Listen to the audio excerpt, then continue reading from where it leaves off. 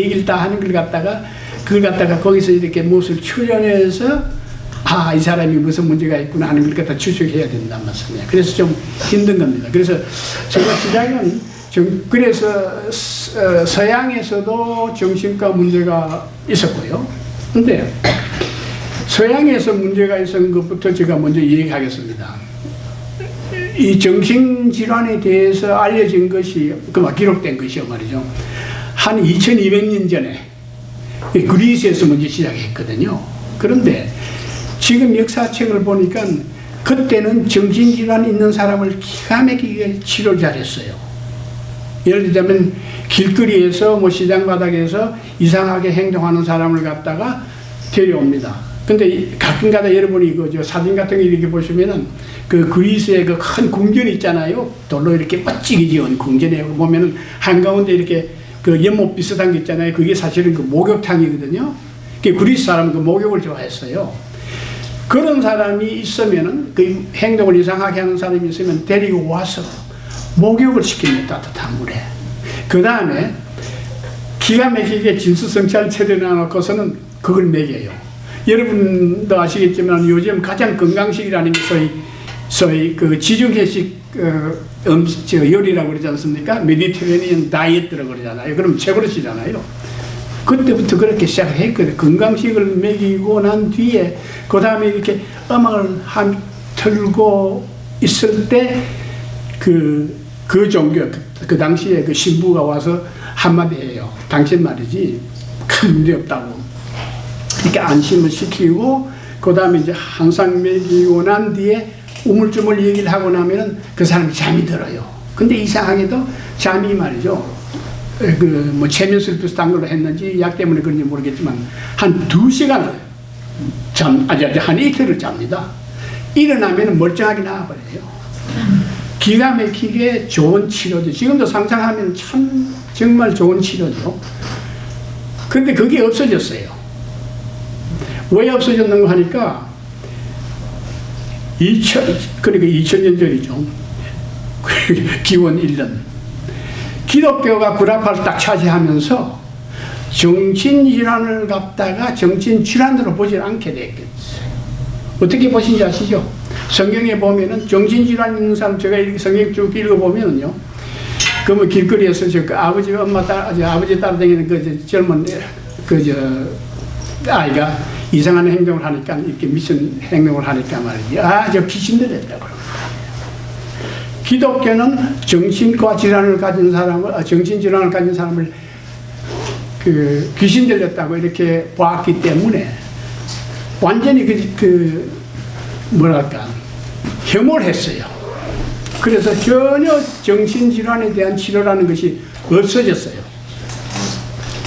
그것이 한 200년 전부터 그렇게 쭉 오다가서는 너무 이제 그 사회가 이렇게 밀접하게 됐잖아요. 이제 한 200년 전부터 이제 집들이 도시에 바닥바닥 서고만고 많은 사람들이 자주 들락날락하고 그러니까 말이죠. 그때부터 이 문제가 생겼어요. 이게 길거리에 요즘 우리 홈레스들 보면은 좀 신경질 나잖아요. 이렇게 무섭잖아요. 그래서 그 사람들 전부 다 한 군데 모았어요. 모아보니까 대부분이 정신질환 있는 사람이거든요. 그런데 학문적으로, 의학적으로 이게 무슨 문제인지 모르잖아요. 그래서 수용하다시피 이렇게 정신질환 있는 사람을 모았거든요. 미국에서 약 150년 전에 그게 문제가 됐단 말이에요. 그래서 이걸 어떻게 해결하느냐. 그래 어쩔 줄 모르고서는 정부가 법을 만들어서 각 주에, 그러니까 13주부터 시작했잖아요, 미국에. 그 13주 각 주에 정신병원을 만드는 법을 만들었어요. 이 동네에서는 그러니까 메릴랜드에서는 말이죠. 이게 이제 대부분의 그 주에 한 2개 내지 3개의 정신병원이 있었는데 그 병원들이 요즘은 상당히 줄었지만은 또 꽉 찼었어요. 2,000명, 3,000명씩 말이죠. 그러니까 메릴랜드만 해도 스프링그로브, 스프링필드, 그다음 이스쇼 이렇게 3군데가 거기 있고 또 한 2군데가 있는데 그거는 이제 범법자들 그러니까 정신질환이 있는데도 범법한 사람들이 따로도 모아놓고 말이죠. 제가 있었던 커네티컷에서도 3개가 있었어요. 근데 대개 평균 한 3,000명 가량 이렇게 입원하고 있었거든요. 그런데 어떻게 되는가 하니까 1970년 초에 말이죠. 갑자기 그 민권 운동이 일어나가지고 이 정신질환이 있지만도 이 사람들이 지금 좀 강제로 수용되어 있으니까 풀어주라 하는 법이 통과됐단 말이에요. 그러니까 많은 사람이 길거리에 나오게 됐잖아요. 여러분 오늘날 우리 길거리에서 이리 많이 보는 그 홈레스들 있죠? 홈레스를 가면 뭐 샌프란시스코니 캘리포니아에 가면 굉장하잖아요. 그냥 한 동네를 차지하잖아요. 1970년 전에는 보기가 힘들었어요. 이게 일찍 오신 분들 기억나시겠지만 별로 없었어요. 그런데 그때 병원에서 풀어준 사람들이 다 이렇게 이제 홈레스가 됐는데 그 사람들이 요즘은 어디를 갑니까? 길거리 살고 나머지는 상당히 많은 사람이 다 나왔는데 어디에 가 있을 것 같아요? 전부 형무소에 가 있습니다. 결국은 정신과 병원에서 나와가지고 형무소 아니면 길거리에 저걸 하거든요. 왜냐하면 그 인권 때문에 그 사람들을 갖다 강제 치료를 못하게 하는 것이 큰 문제가 되어 있습니다. 우리나라에서는 한국에서는 경성제국대학이 1930 몇 년에 정신과를 만들었는데 그 유명한 서울대학의 그 육병동이라고 아까 말씀드렸고 그 다음에 이제 청량리에 있는 그 내병원 그것이 둔화가있어. 그래 비교적 일찍 일어난 셈이죠. 예, 그럼 우리는 뭐 농담으로서 옛날에 그 친구들하고 장난치다 가서는 야 너 미쳤냐? 그러지 않고 너 청량리 갈래? 그러잖아요. 예. 그 정도로 정신과에 대한 그 정신질환이나 그 치료에 대한 그 편견이 참 많았어요. 옛날부터. 예. 그런데 이 문제가 서양에서도 아직도 문제가 되고 있는 것이 이제 서양이라고 그러면 기독교 나라 아닙니까? 뭐 그렇게 뭐 많지만은도 뭐 통계적으로 얘기할 거 없이 요컨대는 기독교의 바탕이 되는 사회의 질서라든가 혹은 풍습이라든가 법 같은 것이 일어난 것이 이제 서양인데 여기에서 정신질환이 있는 사람을 어떻게 치료하느냐는 큰 문제였어요. 어떻게 할 줄 몰랐습니다. 예를 들자면 아까도 말씀드렸지만 늦게 이렇게 정신병원이 생겼는데 존스 홉킨스 대학이 그 유명한 대학이지만은도 거기에 정신과가 생긴 것이 1910년밖에 되잖아요. 얼마 안 됩니다. 그래서 그것도 참 희귀하게 일반 존스 홉킨스 유니버시티에 정신과를 만들었다는 그 자체가 그 기적적이었죠. 근데 사람들이 몰랐어요. 어떻게 되는지. 그런데 요즘은 다시 많은 그 병문이 줄어들었습니다. 왜냐하면 이 사회가 이상하게도 크리스천 사회 때문에 그런지는 모르겠지만 이상하게도 그 정신질환이 있는 사람을 이렇게 막 치료를 하고 사람하고 도와주고 하는 그 힘이 약해요. 이 사회가 아직도 약합니다. 그리고 사람들이 자꾸 무서워해요. 정신질환 있는 사람들 말이죠. 그런데 문제는 이 정신질환을 치료하기는 말이죠. 그렇게 힘든 것이 아닙니다. 딱 2가지 조건만 맞으면 돼요. 진단을 정확하게 하고 약물 치료를 하면 되는 거예요. 그런데 요즘 또 이상한 현상이 일어납니다. 정신질환하고 그냥 심리적으로 문제 있는 거하고를 구별을 못하는 경우가 많습니다. 그래가지고서는 자꾸 이렇게 정신질환 있는 사람을 상담을 하려고 해요. 그거 안 됩니다. 질환 있는 사람은 약이 있거든요. 예를 들면 가장 많은 질환이 무슨 문제 같습니까? 추측해 보세요. 디프레션 넘버 원. 그 다음에 또 한 가지. 아주 여기 다 조금씩 있어요. 우리 조금씩. 우리가 무슨 개인마다 자꾸 물어보면 나는 그게 겁이 나 그런 거 있잖아요. 불안. 그렇죠? 그 없는 사람은 없어요. 근데 이제 그것이 심해가지고 뭘 못할 경우에 나는 요번에 코로나 때문에 여러분 본 현상이 있죠? 전부 다 겁이 나서 집에 있었잖아요. 집에 있으면서 그림을 보면은 뭐 젊은 아가씨가 창이 있으면 이렇게 바깥을 내다보고 그리워하는 거나 바깥이죠. 그러나 자기는 겁이 나서 못 나가잖아요. 마스크 2개, 3개 쓰고도 겁이 나서 못 가는 사람이 많아요. 굉장히 많습니다.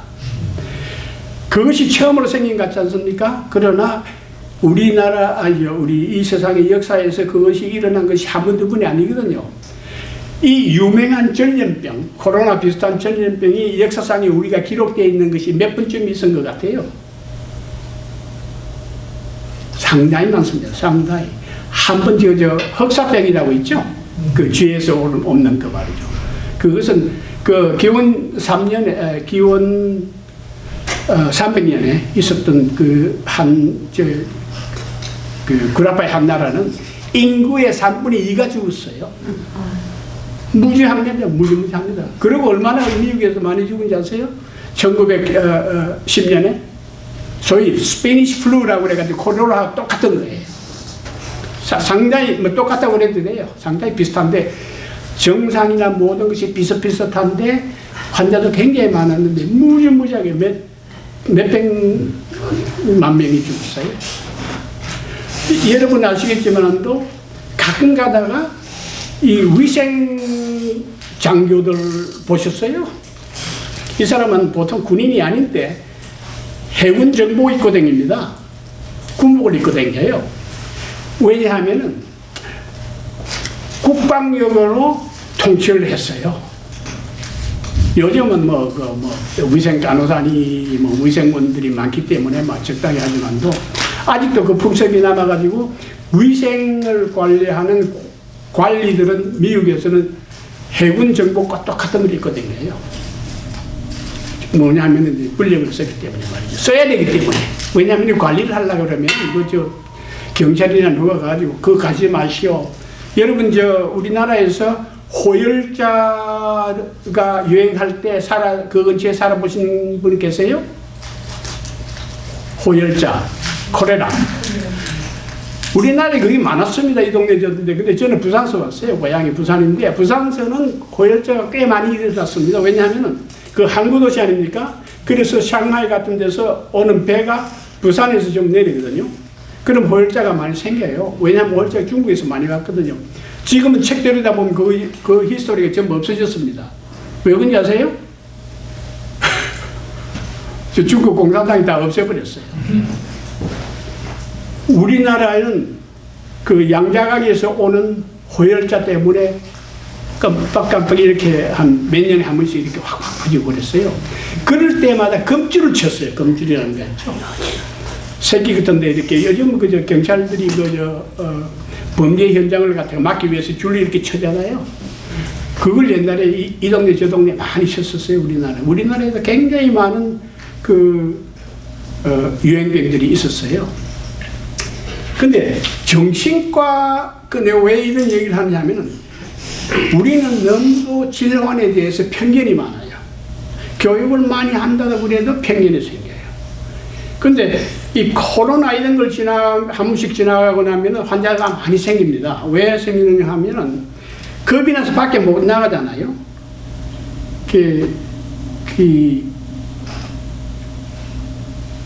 공황공포증이라는 걸 들어보셨어요? 공황공포증. 네. 뭐냐면은 이런 모임에 오질 못합니다. 그런 사람은. 사람이 2사람 이상 있는 그룹에 이렇게 근처에 가지 못해요. 그것이 갑자기 많이 생깁니다. 근데 얼른 보면은 코로나 때문에 겁이 나서 전염할까봐 못 가는 것 같이 보이잖아요. 그러나 그런 걸 전혀 당하지 않더라도 그것이 생기는 경우가 참 많습니다. 근데 그것이 가장 많은 나이나 성별 보면 여자들, 젊은 여자들, 특히 대학생들, 그게 참 많습니다.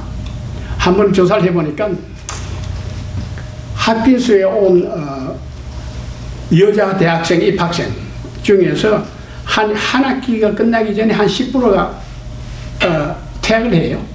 자진 퇴학을 해요. 그룹에 같이 섞이질 못해. 고등학교 있을 땐 집에 왔다 갔다 하는데 여기서는 집이라는 게 없잖아요. 기숙사에 들어가잖아요. 그게 무서운 거라. 마치 코로나가 무서워서 길거리를 못 나가는 것처럼 말이죠. 우리는 그런 문제가 많이 있습니다. 그래서 제가 이제 우선은 더 얘기하기 전에 정신과 정신질환에 대한 그 구별을 조금 해드리겠어요. 제일 큰 문제가 되는 것이 뇌 있잖아요. 우리 머리에 있는 뇌에 손상이 오기 때문에 오는 정신질환. 가장 흔한 것이 그 건망증 같은 거죠. 그런 건 이제 우울증도 있지만 건망증이 제일 많죠. 제일 먼저 없어지는 게 기억력이니까만. 그러니까 요즘 치매라는 말씀을 많이 들으실 텐데, 치매는 천천히 뇌가 손상되는 거지만 자동차 사고가 나가지고 머리를 누가 망치로 머리를 때려가지고 피가 나거나 이러면은 그게 이제 손상이 가잖아요. 그러면은 제일 먼저 쓰는 게 건망증이에요. 그런 게 있고, 그 다음에 이제 가장 우리가 자주 얘기 듣는 질환이 정신분열증. 그건 스키조프레니아라고 그래요, 영어로. 근데 우리가 흔히 말할 때 우리가 좀 이런 말씀하면 좀 죄송합니다만도 저 사람 미쳤다고 그러는 거는 사실은 저 사람 정신분열증이 있다는 그 말과 같은 말과 비슷한 거예요, 사실은. 정신분열증이 흔한데, 그럼 왜 정신분열증이 우리 주위에서 보이지 않느냐? 두 가지 이유가 있습니다. 하나는 지금 약물들이 많이 나왔어요. 누가 지켜서 그 사람을 치료를 하면은 멀쩡해져요. 이렇게 아주 저처럼 이렇게 나와가지고 얘기를 한다거나 이렇게 사람들 모이는데 앞에 나와가지고 얘기한다거나 그런 거는 못할지 몰라도 웬만한 생활은 그냥 할 수 있어요. 그래서 정신분열증을 있는 사람들이 상당히 적게 보이는 이유가 좋은 약이 기가 막히게 많이 나왔습니다.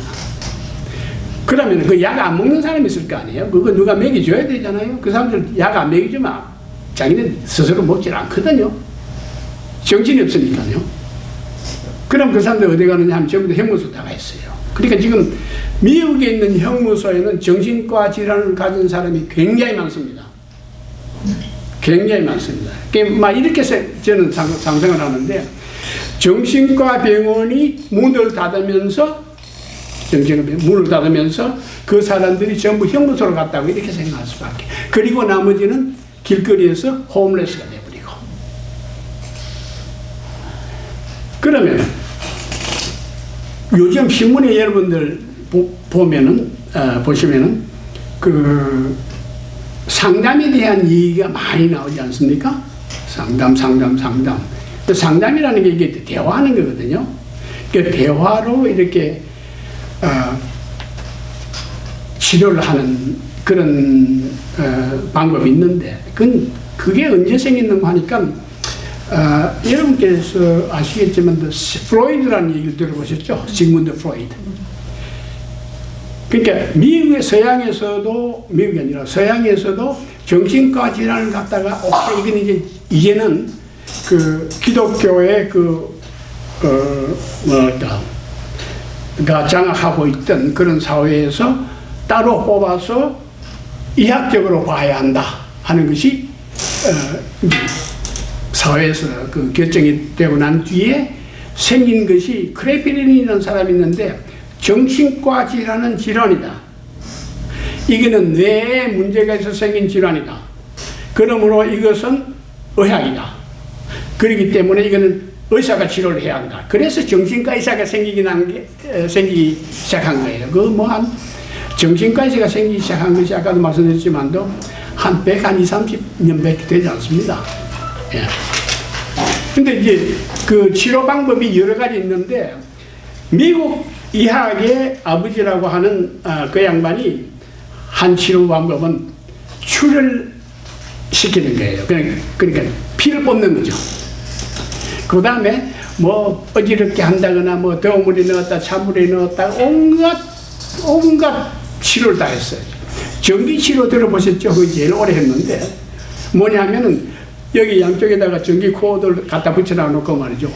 스위치를 누르면 사람이 발광을 해요. 전기 우리가 이렇게 사고로 이렇게 전기 뭡니까 그 뭐라 그러죠? 하여튼 그 전선이 우리 저기 하면 우리가 벌쩍 뛰고 말이죠. 이렇게 막 떨고 이렇게 돼요. 그런데 그것이 나중에 알고 보니까 부작용이 자꾸 생겨요. 뭐냐 하면은 뇌가 손상이 되는 거예요. 그거 수술 치료하는 사이에. 그래가지고 기억력이 없어지고 그래 돼요. 그래서 정신질환이라는 것이 치료가 영 없다가서는 뭐 온갖 걸 다 했습니다.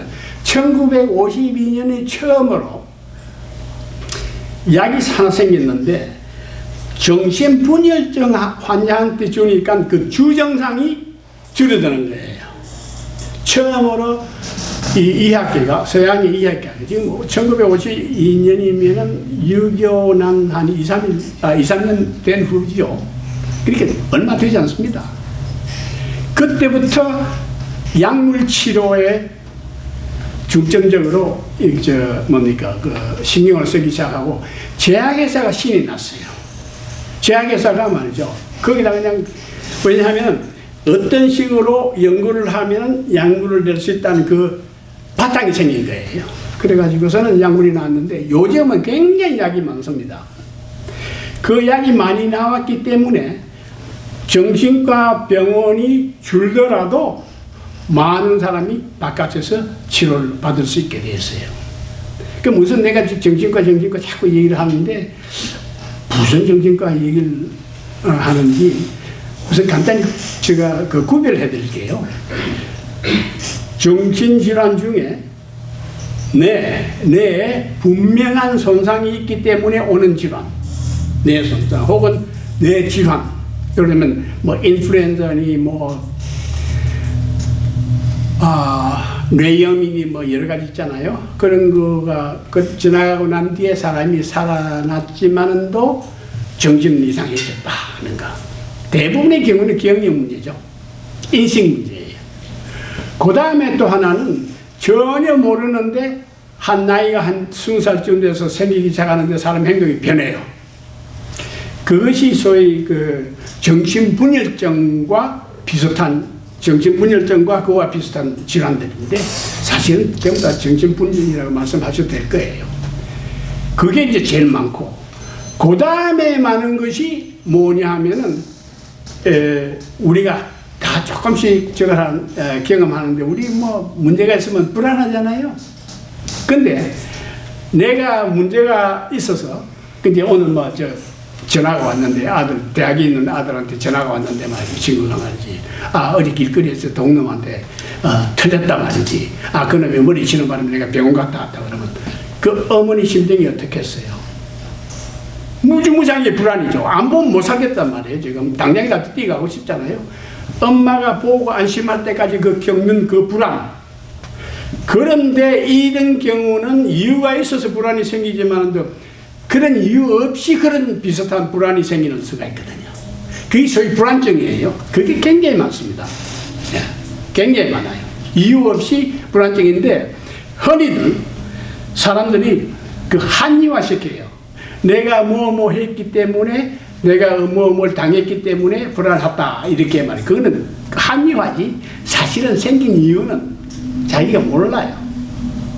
대개의 불안증은 자기가 모릅니다. 그러나 다행히도 불안증에 대한 약은 좋은 게 많이 나왔어요. 아주 많은 게 나왔어요. 적당히 잘 쓰면은 아무 이상 없이 정말 아주 정상적으로 살 수가 있어요. 그 다음에 이제 제일 흔한 게 그 우울증 하나예요. 근데 우울증은 사실 종류가 너무 많습니다. 예를 들면 간단히 무슨 집안에 문제가 있어가지고 혹은 직장에서 문제가 있어가지고 내가 불안해졌다. 그래가 며칠 잠을 못 잔다. 가슴이 두근거린다. 밥맛이 없다. 그러고 이렇게 쭉 가는 거 있잖아요. 그런 것은 별로 오래 가지 않은데 아무 이유 없이 그런 증상이 올 경우에 우리가 골치가 아픈 거예요. 그거는 말로 하거나 이사를 가거나 뭐 직장을 바꿔도 소용이 없어요. 그 약을 먹어야 돼요. 이런 약을 먹어야 돼요. 근데 저는 이렇게 약을 먹어야 한다는 걸 갖다가 이렇게 자꾸 강조를 하지 않습니까? 정신과에도 가만히 보면 어떤 사람은 정신과를 심리학적으로 보는 사람이 있고 정신질환을 갖다 이학적으로 보는 사람이 있어요. 심리학적으로 본다는 사람은 될 수 있으면 상담으로 치료 다 하려고 그래요. 좋죠. 잘 되면은. 그러나 저는 의사입니다.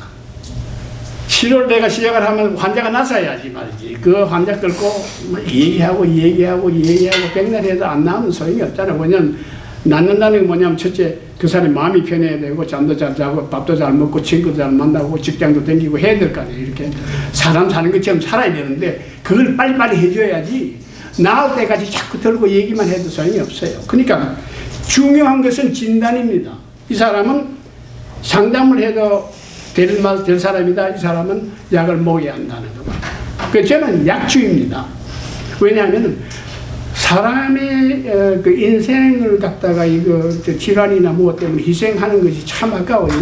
우리 사는 인생이 그리 길지도 않은데 왜 아무리 젊은 사람이라도 그 사람이 치료를 제대로 받지 못해가지고 오래오래 말이지 사회생활을 갖다가 정확하게 행복스럽게 하지 못할 경우 말이죠. 참 안타까워요. 그래서 저는 심리적으로 그런 사람에 대한 동정 때문에 빨리 치료하려고 애를 쓰기 때문에 약을 빨리빨리 쓰려고 그래요. 그래서 저 가끔 욕을 얻어먹어요. 저 사람은 말이야 막 끄떡하면 약 쓴다고 말이지. 그러나 그 사람이 말로 해가지고 나을 때까지 기타 소위 상담으로 해가지고 상담치료라는 게 그게 구별이 잘 돼야 돼요. 정말 상담으로만 될 수 있는 치료라는 질병은 솔직하게 얘기해서 질병이라 하기는 좀 못해요.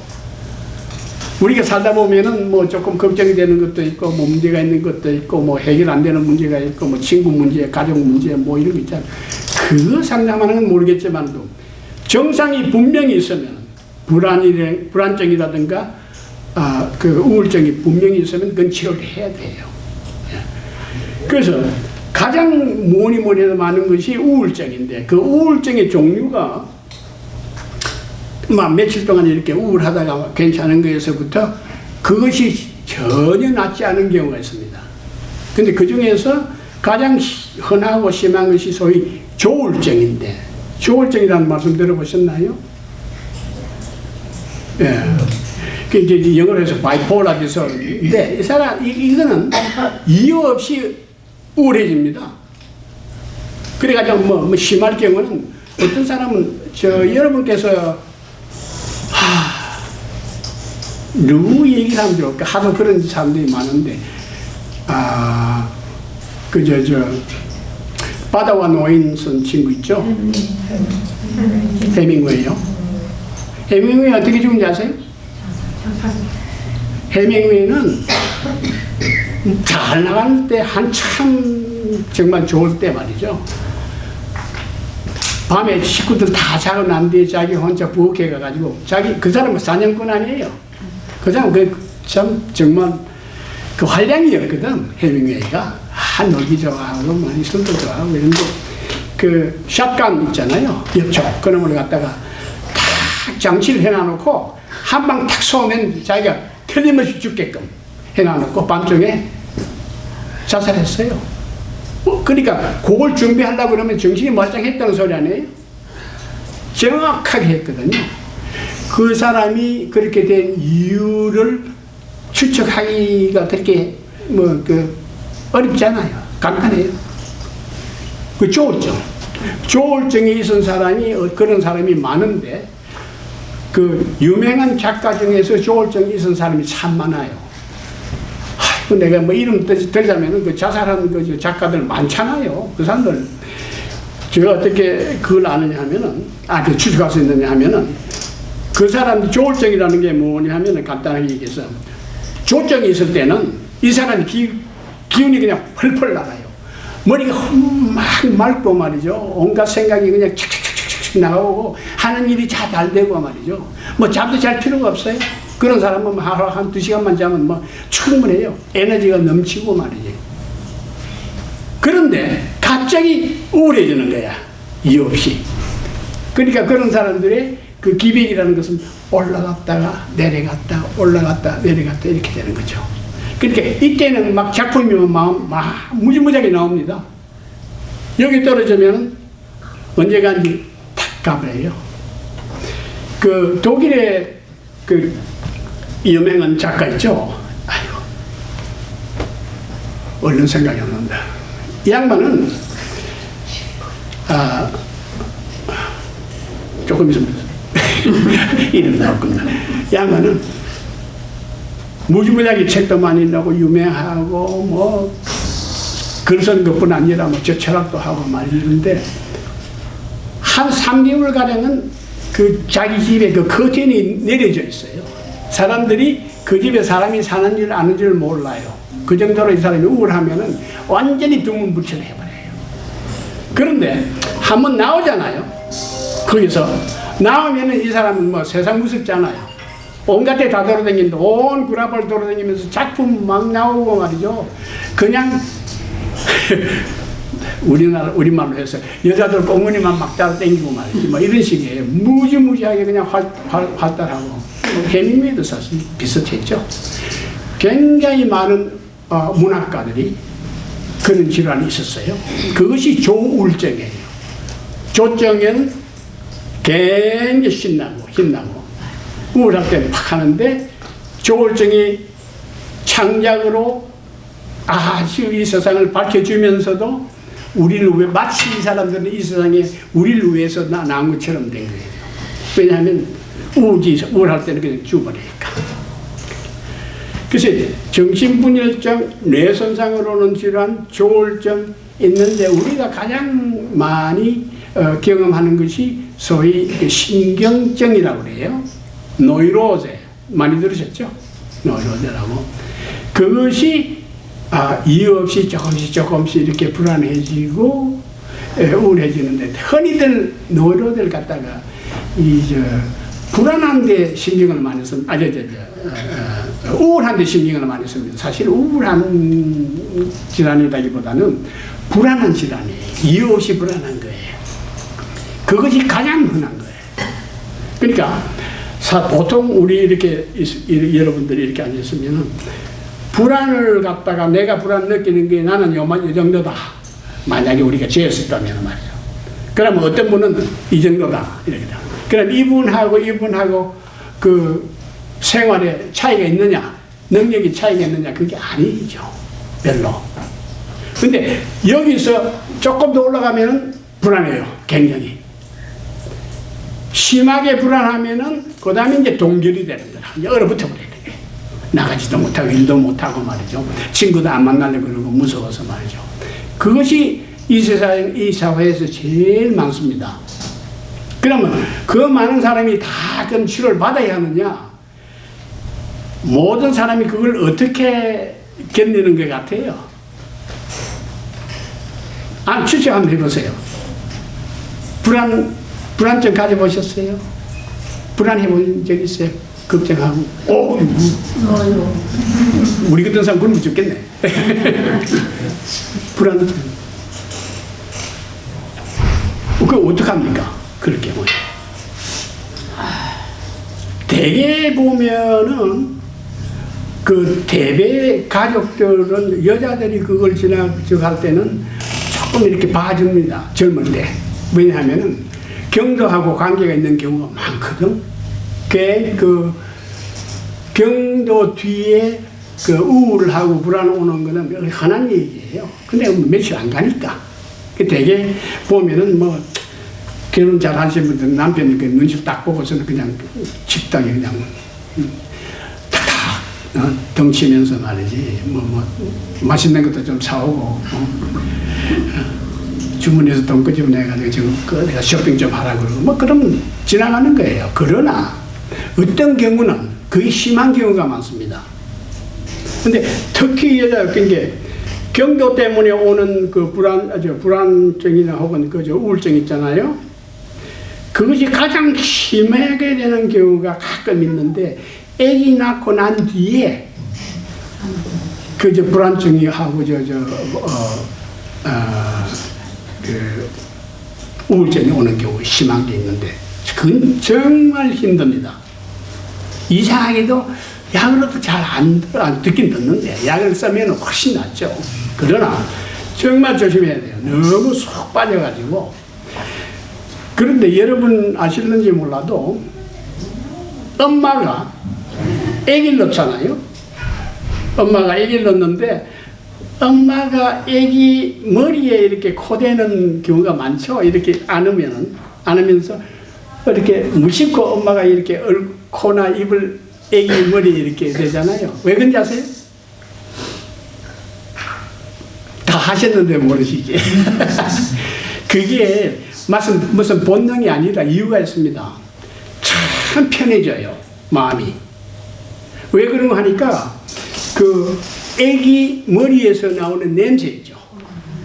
그게 뭐냐면 옥시토신이라고 그래가지고 뭐가 같으냐 하면은 아기를 나오게 하는 호르몬을 옥시토신이라고 하는데, 이렇게 누르는 호르몬이 갑자기 그 출산 직전에 확 나옵니다, 몸에서.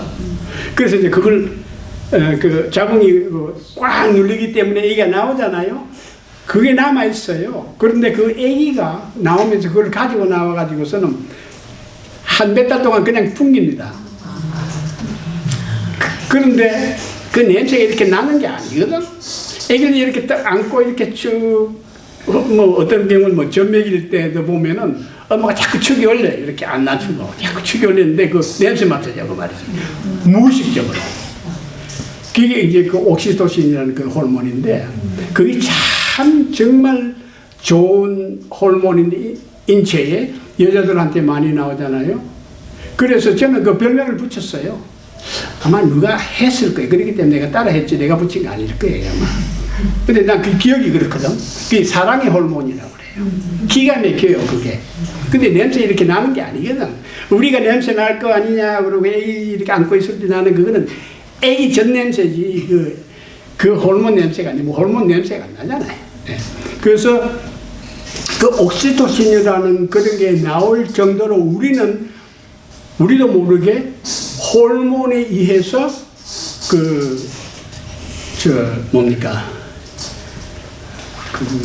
감정적 영향을 많이 받는 거예요. 특히 부인들은 웬만한 사람은 이해하고, 우리 다 이해하고 알고 있잖아요. 네. 그러니까 여러분 진짜 하시겠죠. 폐경기가 되면은 불안증하고 이제 우울증이 많이 온다는 건, 그건 되게 박경을 하지만은 그래도 다 견디내시지. 근데 남자들은 그거 이해 안 한단 말이에요. 그게 문제지. 그래서 아까도 말씀드렸지만 뇌 손상으로 오는 질환, 그 다음에는 정신분열증, 그 다음에는 우울증, 그 다음에 조울증, 그 다음에 이제 불안증, 이제 이렇게 되게 구별할 수 있습니다. 근데 이제 우리가 참 좋은 것이 좋은 약들이 참 많이 나왔어요. 그런데 지금 큰 문제를 제가 발견한 것이 뭐냐 하면은, 제가 이렇게 얘기해도 솔직하게 미안합니다. 왜냐하면 이게 현실같이 안 보이기 때문에. 최근에 제가 이제 리타이어 한 지가 지금 한 17년 넘었는데 말이죠. 거의 20년이 가깝죠. 그런데 그 사이도 많이 변했지만, 그래도 배운 게 있어가지고 이렇게 책도 읽고 말이죠. 계속해서 조금씩 이렇게 보는데, 답답한 것은 우리 미국의 치료가 참 제가 직접 독립해가지고 트레이닝을 다 맡고 난 뒤에 환자를 갖다가 내가 독립적으로 이렇게 독자적으로 치료하기 시작해가지고 마지막까지 한 게 2005년까지 했어요.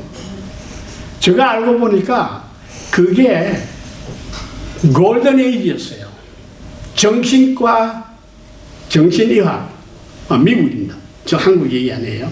미국의 정신의학이 아주 골든 에이지였어요. 정말 황금 시대였어요. 왜 그러냐면은 제가 직접 환자를 보고 얘기를 하고 제가 처방을 쏘고 전부 다 했단 말이에요. 근데 요즘은 정신 문제로 치료를 받으려고 그러면 그걸 안 됩니다. 카운슬러라는 사람을 봐야 돼요. 근데 그 카운슬러가 어느 정도 배웠느냐 하면은 옛날에 제가 세인에이에서 과장할 때는 저 밑에 있는 그런 사람이 있었잖아요. 카운슬러가. 그 카운슬러하고 그 환자하고 제가 직접 인터뷰를 해야 됩니다. 그러고 난 뒤에 계속해서 그 카운슬러하고 그 환자에 대한 얘기를 갖다 적어도 일주일에 한 번 정도는 얘기를 하거든요. 며칠 전에 아는 목사님 한 분이 우리 딸내미가 문제가 있는데 얘기 조금 해달라고 그래요. 근데 내가 그거 알거든. 왜냐하면 한 1년 전에 문제가 있었는데 약을 어떻게 먹으라 이래가지고 많이 나왔는데 그래도 질득질득해. 그래서 저 다른 주에서 사는데 이제 얘기를 하는데 얘기를 들어보고 난 깜짝 놀랐습니다. 자기가 환자를 보는데 그러니까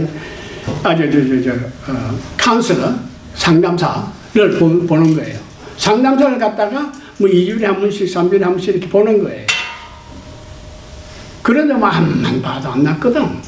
왜 너 약 안 먹니? 그랬더니 그 정도면 약 먹어야 돼. 그랬더니 그 약이요. 아니 저 의사 안 받느냐 그랬더니 봤는데요 그래요. 언제 봤느냐 그랬더니 1년 전에 봤대요. 그럼 그 정신과 의사하고 자세히 얘기했느냐 그랬더니 아니요. 그 의사가 한 5분 얘기했다는 거예요. 무슨 얘기야? 무슨 의사냐 그랬더니 일반 의사한테 가가지고 약을 얻은 거예요.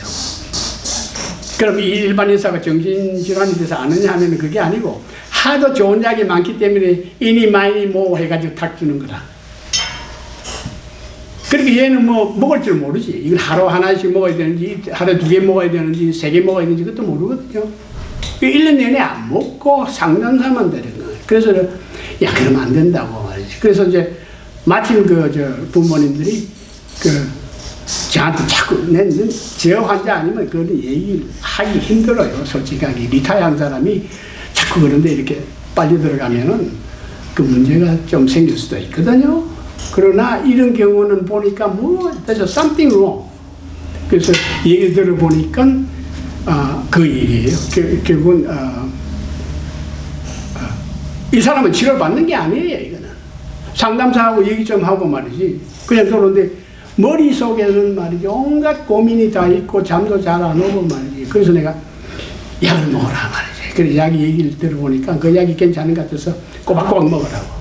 그 약 먹게 하고 그 다음에 그 상담사하고 얘기하는 거는 네가 중요하다고 생각하는 걸 얘기하고 흔히들 상담을 받는 사람은 상담사한테 선생님처럼 여기기 때문에 잘 보이려고 좋은 얘기만 하면서가 많아요. 진짜 문제를 얘기하지 않고 진짜 문제를 갖다 하면은 받아주느냐 그러면은 실제로 해결할 길이 없기 때문에 듣기만 해준다 얘기예요. 그래서 지금 이상하게 정신 질환 치료가 굉장히 퇴보를 했어요. 미국 사회에. 한국은 이제 모르겠습니다. 네. 한국은 옛날부터 이렇게 미국식으로 이렇게 많은 시간을 소비 안 했잖아요. 제가 옛날에 한국에 가끔 나갔을 경우는 이제 대학병원에 가서 이제 인사도 하고 이러면은 얘기를 들어보면은 한 환자의 의사가 한 5분 본다고 그랬거든. 그러면 좀 못하죠. 다 알 길이 없잖아요. 그러나 요컨대는 다행히도 좋은 약이 많이 나왔기 때문에 웬만한 약은 보통 의사가 처방을 해도 해가 되지 않습니다. 내 부작용을 본 적이 없어요. 너무 약이 안전하고 너무 좋고 그리고 대부분의 약이 불안하고 우울증을 같이 지불합니다. 근데 그 다음에 정신분열증 옛날에는 어디 병원이나 형무소에 가다 놔야 된다 그랬잖아요. 요즘은 집에서 볼 수 있는 것이 그것도 기가 막힌 약이 많이 나와 있어요. 근데 그 중에서 특히 기가 막힌 것은 정신분열증 있는 환자들은 그 약을 자기가 먹어야 한다는 걸 전혀 모르잖아요. 누가 먹여야 되잖아요. 근데 얼마나 귀찮습니까? 하루 2번씩, 3번씩 말이죠. 그러나 주사약이 나왔거든요. 근데 그 주사약은 대부분의 경우가 한 번 맞으면 한 달씩 가는 거예요. 기가 막히죠? 부작용이 별로 심하지 않아요. 기가 막힌 약입니다. 딱 한 가지는 뭐냐면은 분명히 한 달에 한 번은 가서 주사 맞게끔 누가 감독을 해야 되는 거예요. 그것만 되면은 웬만한 정신분열증 환자, 옛날에 감옥이나 정신병원에서 평생을 살아야 했던 사람은 요즘은 그것만 하면 살 수 있어요. 상당히 많이 좋아졌습니다. 그래서 정신질환에 대한 치료법은 알고 있는 게 있지만은도 이 사회의 경제가 그걸 허락하지 않는다는 거죠. 그러나 가장 이상적인 치료팀은요, 팀 있는 사람이 좋아요. 예를 들면은 상담하는 사람하고 약을 줄 수 있는 의사, 정신과 의사하고 같이 팀이 돼가지고, 그러니까 상담할 사람은 뭐 10명도 좋고 20명도 좋잖아요.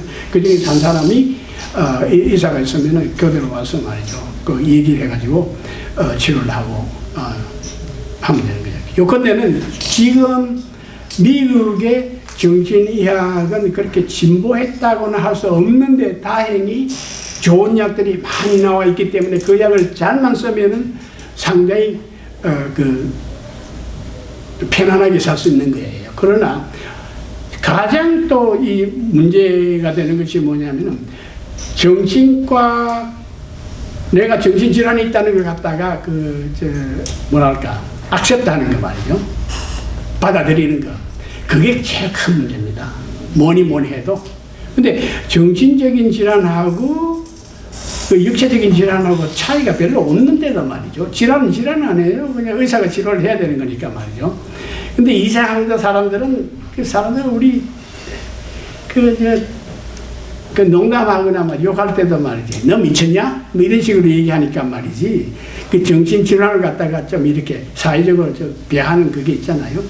근데 지금은 이제 그런 세계가 그 히피들 때문에 상당히 변했는데도 불구하고 아직도 그게 계속되고 있는 것 같아요. 근데 제가 그냥 또 두서없이 이렇게 말씀을 드렸는데,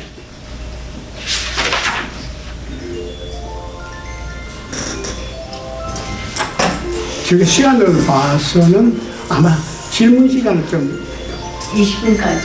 예, 질문 시간 지금 질문했으면 좋겠습니다. 자, 누가 질문하실 분 있으십니까? 소심 공포증은 소심 공포증. 예. 그것도 그 소심 공포증이라는 게 되게 소위 그 불안증 있잖아요. 그렇죠. 예. 공포라는 거하고 불안하고 사실은 같은 얘기예요. 뭐냐, 무섭다는 거예요. 무섭게 되는 이유 없이 무서운 거. 그리고 어디 나가가지고 사람 만나는 게 무서운 거. 그래서 광장 공포죠. 공황장애. 그 밖에 나가서 그 공황장애라는 게 그게 이제 아고라포비아라고 그랬는데, 아마 네? 아니 굉장히 많다. 예, 아고라포비아라고 그러거든요. 영어로 아고라라는 게 뭐냐 하면은 또 성경에도 많이 나오지만도 그 광장, 옛날에는 광장이라는 거하고 시장이라는 거 비슷하지 가장 정확한 얘기는 사도행전 보시면은 그리스도가 그 광장에 가가지고 막 그 장사꾼들 자판 막 뒤집고 하는 그런 장면 있죠. 그런 곳을 갖다 아고라라고 그러잖아요. 사람들 많이 가고 시장이 터지는 그런 곳에 가는 거. 그래서 아고라포비아라고 그러는데, 그거는 보통 불안증하고 큰 차이가 없습니다. 그런데 그거는 또 아까도 말씀드렸지만 또 좋은 약이 많아요. 아주 많습니다. 약만 자시면 돼요. 근데 약을 안 자시고 치료받아가지고 낫는 사람은 제가 많이 보지 못했습니다. 성공하는 일이 별로 없어요. 네. 또 질문, 답이 되는지 모르겠습니다. 네, 감사합니다. 네.